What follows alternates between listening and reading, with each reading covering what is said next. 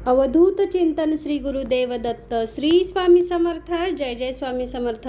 नमस्कार मैत्रिणींनो, माझ्या स्वामीचरण सेवा या चॅनलमध्ये आपलं स्वागत आहे। आजपासूनच या सेवेला प्रारंभ करा। आपल्या आयुष्यातील सर्व अडचणी दूर होतील, विघ्न टळतील, प्रत्येक कार्यात यश येईल आणि प्रत्येक कार्यात आपल्याला मार्ग देखील मिळेल। तर आपण आता पाहूया आपण काय करायचं आहे। तर मैत्रिणींनो, गणेश चतुर्थी अगदी जवळच आलेली आहे। गणेश चतुर्थी दिनांक 7 सप्टेंबर 2024 रोजी आहे। तर आपल्याला गणेश चतुर्दशीपर्यंत ही सेवा करायची आहे। आपल्या आयुष्यातील सर्व अडचणी व विघ्न दूर होण्यासाठी ही सेवा आपल्याला नक्कीच फलदायी ठरेल।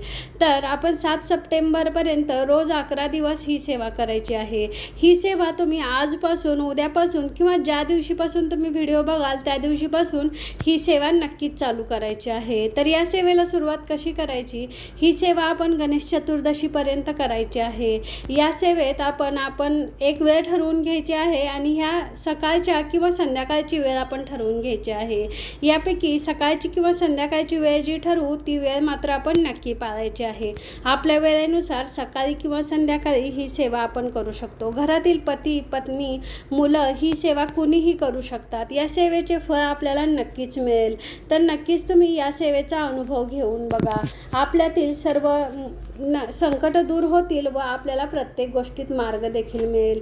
तर आपण जी वेळ ठरवलेली आहे त्यावेळेस आपण स्वच्छ हातपाय धुवून किंवा मग तुम्हाला आंघोळ करायची असेल तर आंघोळ करून तुम्ही देवघरासमोर बसायचं आहे। देवघरासमोर तुम्ही हात जोडून बसायचं आहे। गणपती बाप्पांना नमस्कार करायचा आहे। गणपती बाप्पांसमोर प्रार्थना करायची आहे आणि यानंतर आपण गणपती बाप्पांना आपली इच्छा देखील सांगायची आहे व इच्छा सांगितल्यानंतर आपण आपले सेवा कोणती करायची, तर आपण एक वेळ श्री गणपती स्तोत्र म्हणायचं आहे, एक वेळेस अथर्व शिष्य म्हणायचं आहे आणि श्री गणेशाय नमः, श्री गणेशाय नमः, श्री गणेशाय नमः या मंत्राचा आपण 108 वेळा जप करायचा आहे। तर आपल्याला ही सेवा ठरवलेल्या वेळेतच करायची आहे आणि ही सेवा आपल्याला गणेश चतुर्दशीपर्यंत करायची आहे। एखादा दिवस कमी भरला तरी चालेल, पण आपण सेवा ही अखंड करायची आहे। या सेवेत आपण खंड पडू द्यायचा नाही। ही सेवा केल्यानंतर आपल्यातील नक्कीच विघ्न दूर होतील व आपल्याला प्रत्येक गोष्टीतून मार्ग देखील मिळेल। तर मैत्रिणींनो, ही सेवा करा आणि नक्कीच अनुभव घ्या।